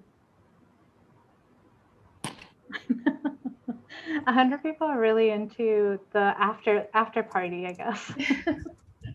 Sorry that it's not more like balloons and stuff. Let's see. We still have like 107 questions, open questions, and we've answered almost 150. Oh God. Okay, I have to just say these, like last time we did this, you know, we didn't have someone like Chaya or Kavya with us. It was just like me and Amrita, and it was mad. Everyone had so many questions, and it was, there she is. I see her video. Can she unmute now? Much for all the efforts you put. Oh crap, we can't hear you. I'm sorry. But thank you, Chaya. I think just big wave to her and thanks. We really, really appreciate it.